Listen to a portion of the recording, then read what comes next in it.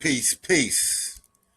Barghani, Islam, Salam, Hetepu, Rahubat, Ginolaku Ninani, Chief Noble Bandele Elamine back again for another video. And today's video, we're going to be discussing the use of religious plates. Okay, so we're going to look at the religious implication of using these plates, how they should be used, and the difference between this and maybe like sovereign citizen plates and whatnot. Okay, so please check it out. Before we get into any of that, please like the video and subscribe and hit the notification bell so that you can get our videos when they come out. And with that being said, please check out our book, The Holy Ancestral Covenant. This book is for the temple, for the Morris New Kemet Temple.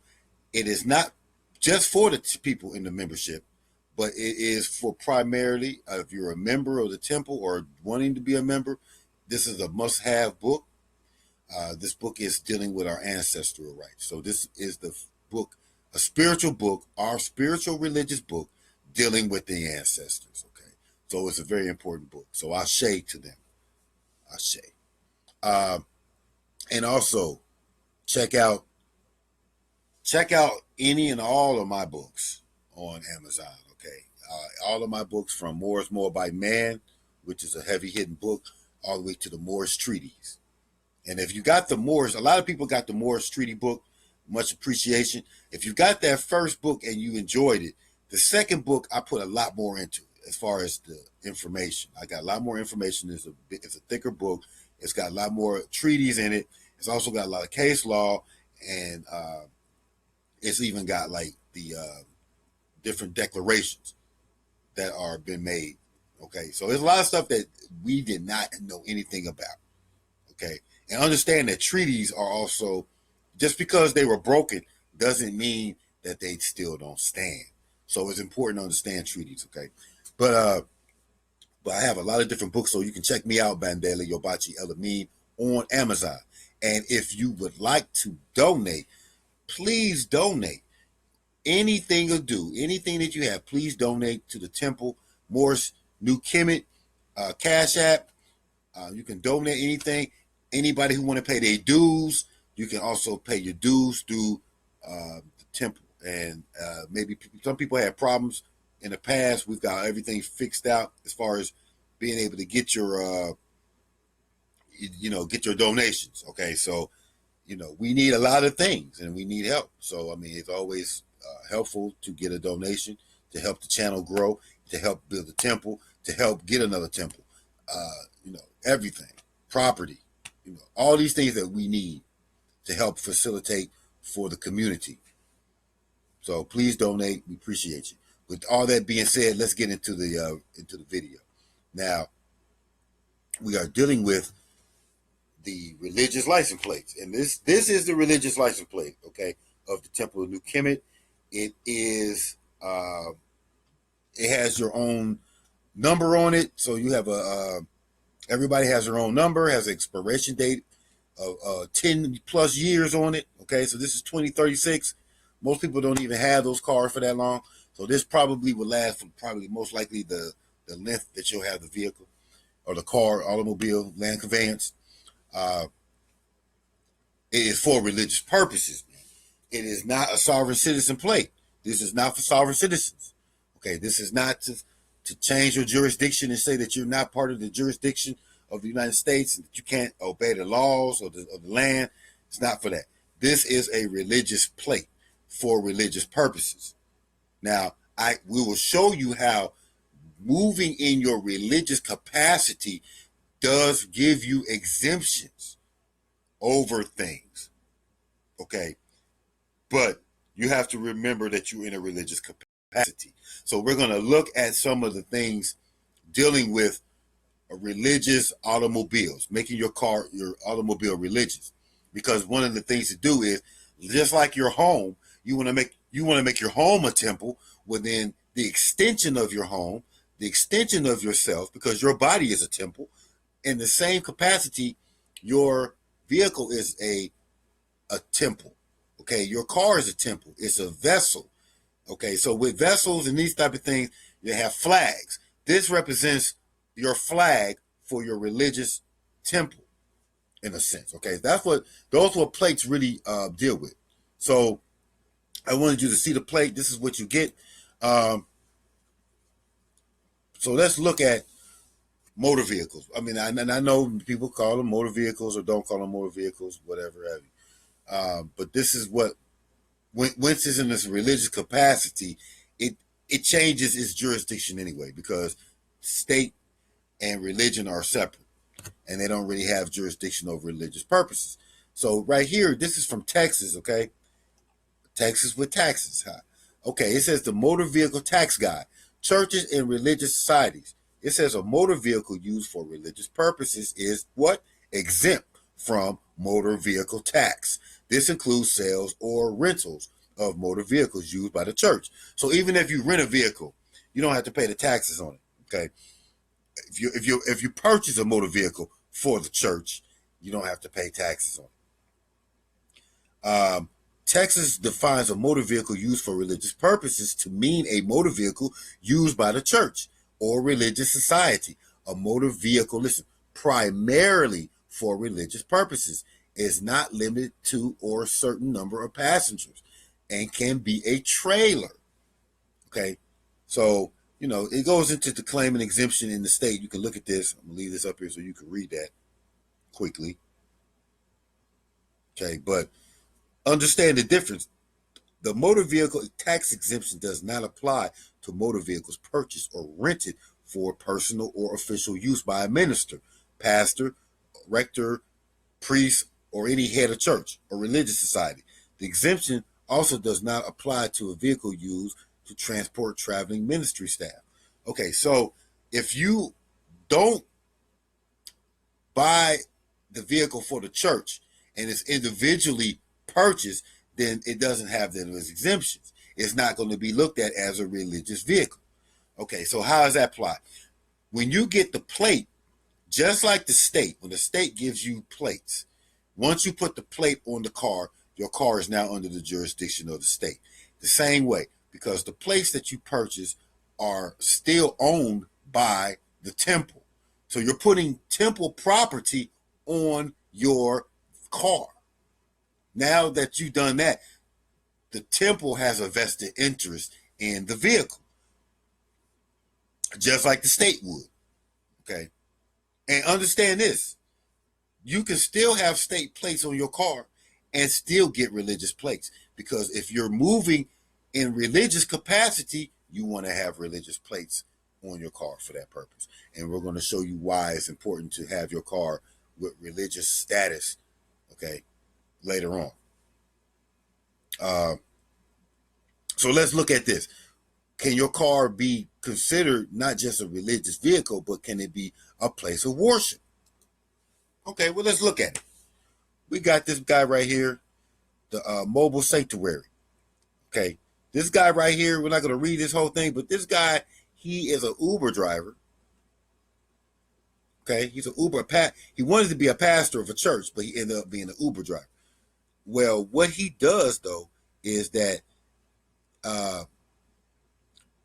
to make ends meet, he started doing Uber and Lyft, but he could feel, he says that I could have felt sorry for myself, but God was calling me to love every person that got in the car. So I just try to display goodness of God to my riders. So every day I felt challenged to plant seeds for the Lord with each rider. When I picked up someone, I started general conversation, but I could feel the Holy Spirit giving me something to ask this person, and usually the floodgates open. And so he talks about there are a lot of people that are broken in the world and this and that, but it's really what he feel like he's doing is he's ministering them while they're in the vehicle. Okay, so he's turned that car into a ministry. He's turned that car into somewhat of a place of worship. And so when you're getting these plates and putting them on your car, you're saying that this is an extension of my place of worship. This is I'm in a worshiping or a religious state of mind while these plates are on the car. Because if you don't, like, the thing about it is, and like I said, this is not to cause confusion with state plates or anything. Like, okay, but just understand when you're dealing with state plates and why when you're religious, you already saw it was tax exempt, okay? So if you realize that when you get state plates is a tax.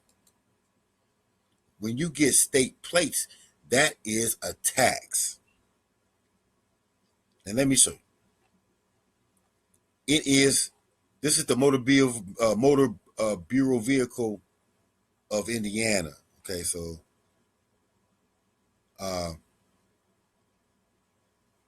when you look at this one right here, fees for renewal. You got to renew your plates every year. You got to renew them, right? What are the different taxes I pay on my vehicle registration? So you're paying what they call excise tax, vehicle excise tax on your car. Okay. I was trying to see where it had it on here. But you see vehicle registration fees and taxes. Okay. And you're paying an excise tax credits every year. Every year you're paying some type of excise vehicle excise tax.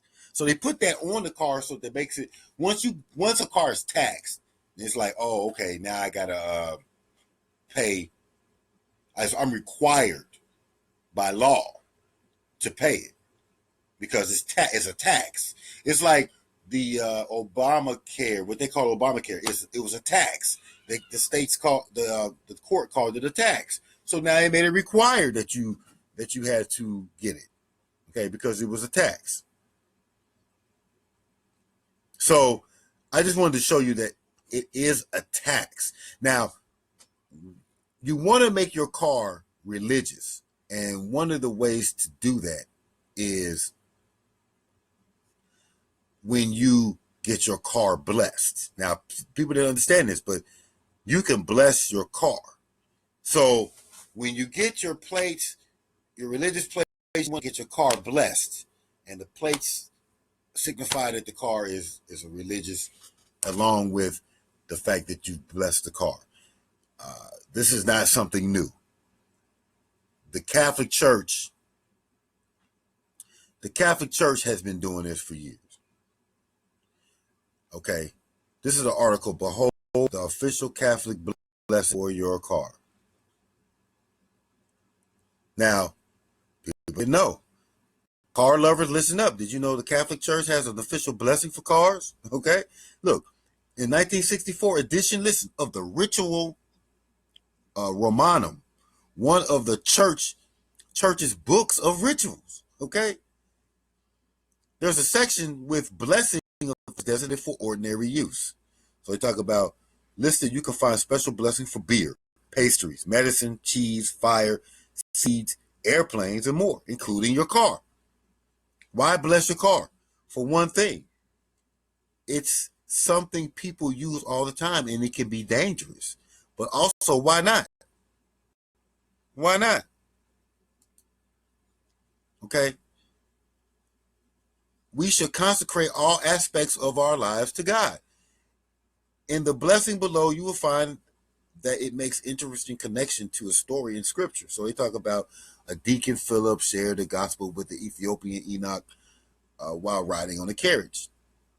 So they found something in there to, connected to vehicles.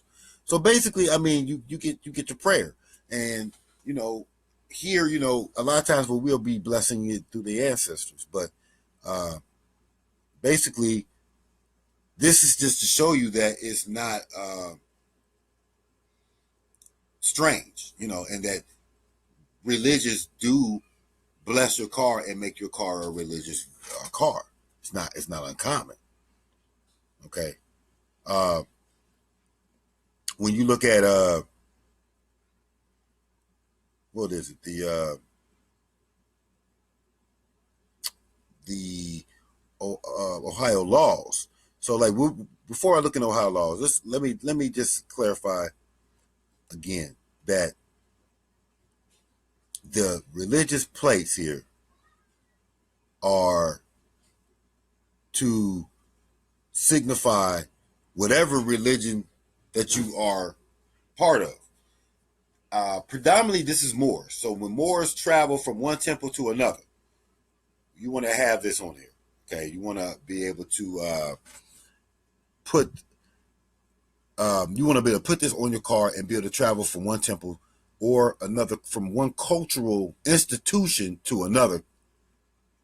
So whenever you're traveling to a place, or whenever you are worshiping in your car, you want to have these plates on your car. And why?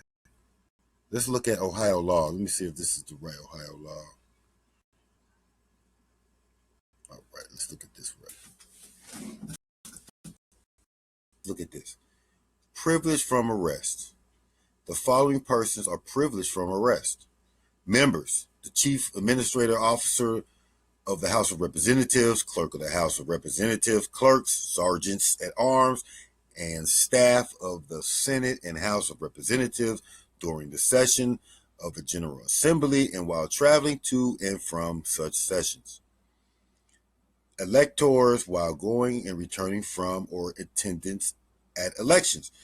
So basically, if you're in the process of, like, number one, if you're a member and you're in session,